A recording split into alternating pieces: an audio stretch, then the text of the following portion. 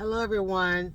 So, I had somebody ask me about psychic readings, mediums, and tarot and astrology.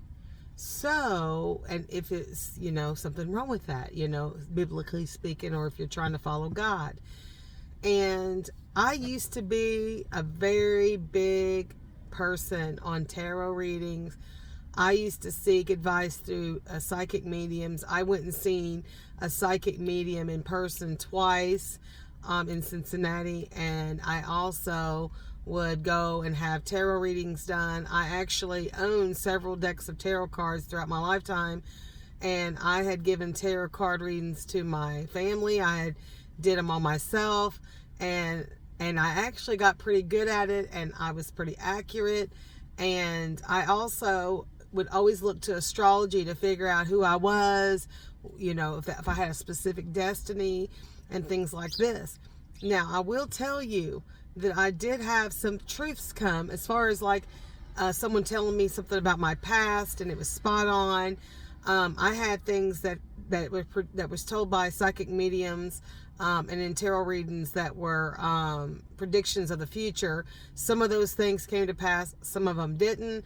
As well as when I had my astrology reading, I found out some really great things about myself. But then I also was told by an astrologist that I would walk away from the church and I would dive into being into the New Age belief system. I did throughout my life go and try to figure things out on my own because I didn't know what was the truth, what was a lie. Although that I grew up as a child in church, I had a lot of negative things happen within a church. So that's why I turned my back on going to a traditional church setting, things that just didn't agree with me.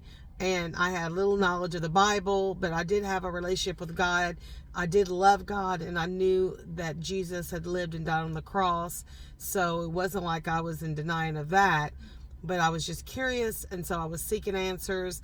And I had, in this period of time, had divulged in many things that weren't of God. I even, dabbed into witchcraft and collecting stones, burning sage, practiced even some spells. I had a coworker. We would do spells, protective spells at our job to protect us from others that were causing problems with us. And, we generally did spells for love and everything like that. So moving forward, I even started out, like when I first started out getting a relationship with God in 2017 when he revealed himself to me and his true intention for me. And I started reading and studying everything Jesus, and I fell deeply in love with him. And although I was in love with him, I still thought that there was nothing wrong with looking, because these people were human and they seemed very likable. I get on YouTube and I'd see some psychic readers on there that I thought were just awesome people. They seemed like they had a truest intention. I would not call them evil or anything like that. But the problem is when you seek out a result using a psychic medium or a tarot reading, or you're trying to get, if you're going through something and you're trying to figure out what the future holds and why you're going through these things, and you seek out advice from these people, you have to remember that they might have the best of intentions. They might be great people, have good hearts, but the devil is manipulating that.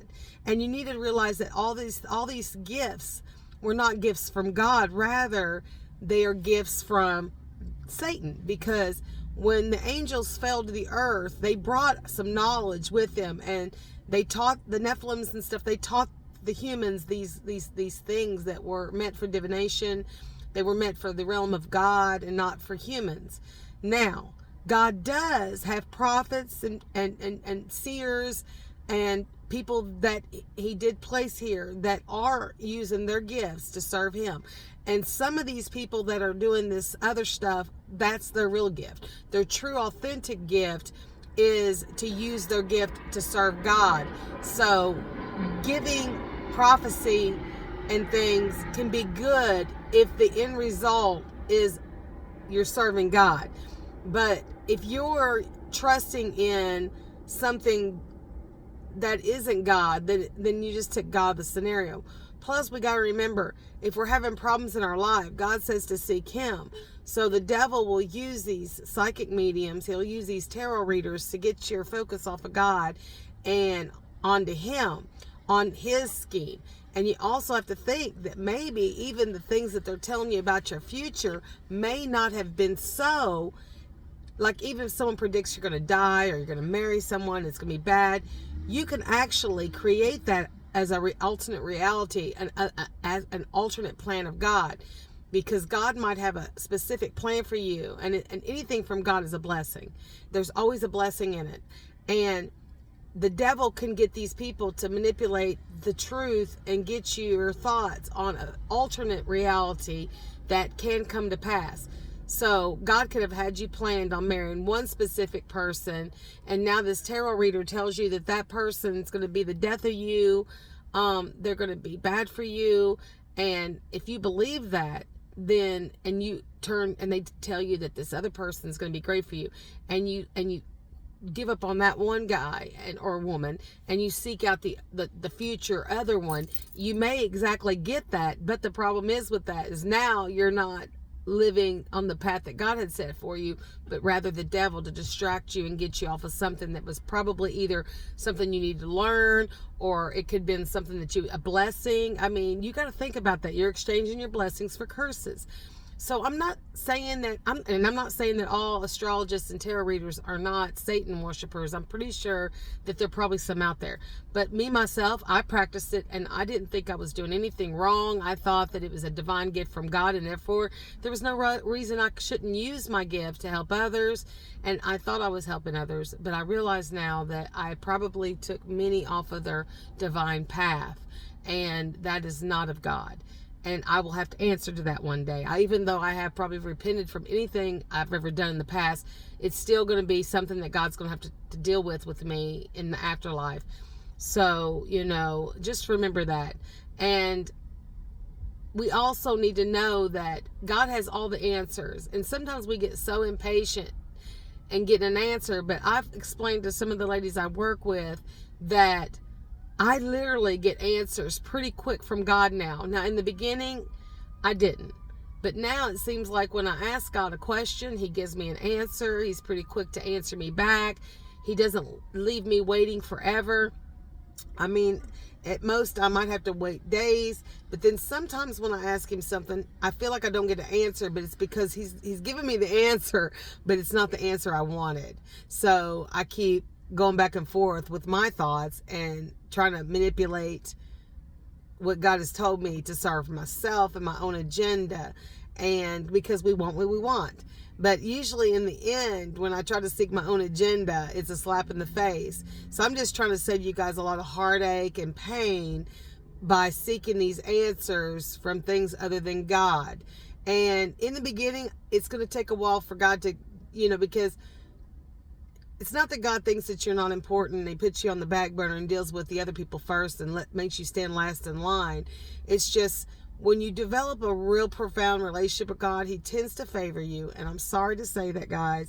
I am not saying that I know I'm highly favored, but I'm not saying that I am better than anybody else, or, look at me, I'm better than you, and you ain't. God does not. That's not true. It's just that through these years, I've depended more upon him than I have anything else. So now he's quick to kind of bump me up to the front of the line. And again, I'm not saying that I'm better than anyone or anything, and I'm not bragging or boasting. I'm just saying that he knows that if he gives me some advice, I'm going to use it. And he's quick to just come to me and respond. So I don't know the whole formula for that, because I'm sure there was many prophets in the Bible that had to wait a long time, but then there's a lot of prophets that didn't, because that's what prophets were for. They were the messengers between the people and God. So they were the middleman. So they were able to go, say, we'll just make a gangster movie of it. In a gangster movie, you got this one guy that's the boss's right hand man, and he goes to the guys that work for the boss, and he gives them instructions, and they tell him what's going on, and he takes it to the boss, and that's the relationship they have. So it's almost like being you have the CEO of the company, and then you have the right hand man to the CEO, and he negotiates everything with the workers. So that's how important a prophet is. And I am not calling myself a prophet. I've been told by people that I am one, but I don't claim those things, because it's not that I deny God what he's calling me. It's just I am okay with just being without a title and just loving and serving him regardless of what level I am on. I don't need to be the sergeant. I don't need to be a corporal. I don't need to be anything special. I just am cool just being a server, a humble servant of God. So with that being said, if God gives me something to tell someone, I do give it to them, but I'm not one who will make up things just to give someone a story so that I look like that I've got all the answers, because I have no answers. Any answers I give is from God directly, and that's all I have. So I just want you to realize that, God is the only way. And I understand that these people are some of the most lovely, wonderful people you can ever meet. But you also need to know that the devil manipulates through that. That's why the fallen angels gave us all this, because they wanted us to not seek God. They wanted us to get answer from man. And like I said, even though they could probably tell you some truths, the devil also knows your past. He was there. He's watched you grow up, and he knows all the ins and outs about you.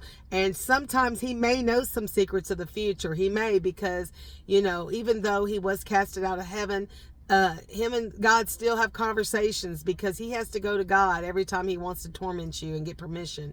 And sometimes God does grant him permission, not because he's trying to punish you or anything, but he's wanting you to realize that he is the only way. And he's hoping that through the misguidance of Satan, that you will come back to him. And that's where the crisis comes in with the prophets. There was always a crisis amidst everything, because the crisis is important, because that's when we seek the face of God. So sometimes God will let us go through a crisis just so we could find him, because he's hoping that eventually you'll sit beside him and remain there and stay there. And that is the goal, is to get you to where you get tired and you just want to sit at his feet and put him high above all things. So I don't know if this right here is something you may wanted to get some advice on. You could actually look in the Bible and look up your own your own definition. I mean, we can't lean on our own understanding, but what I'm saying is that the way I view things may not be the way you see it, because God will sometimes reveal things to us in different ways that don't match up to everybody else's, but it's all for purpose. That's all it is. It's all for purpose. And I just want you guys to have a wonderful experience here on this planet, but grow closer to God, understand that he is the only way.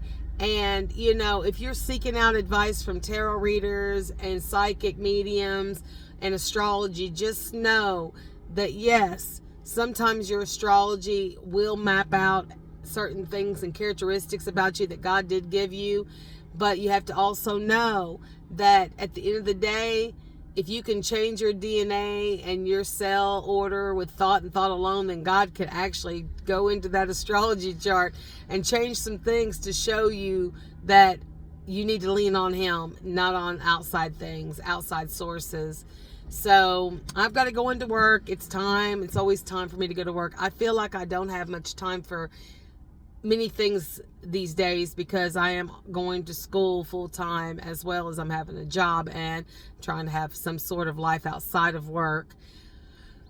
But it is what it is. We have to survive. I hope you all have a blessed day. The weekend is upon us, and I hope that it serves you well. And I hope that if I can help you at all in any way, feel free to message me, and I will definitely reach out to you, and we can have a great conversation, and maybe we can have a moment of sower and reaper, because we are all the sower at some points, and we all are reapers at some points, but together the sower and reaper can rejoice in the name of the Lord. God bless you all.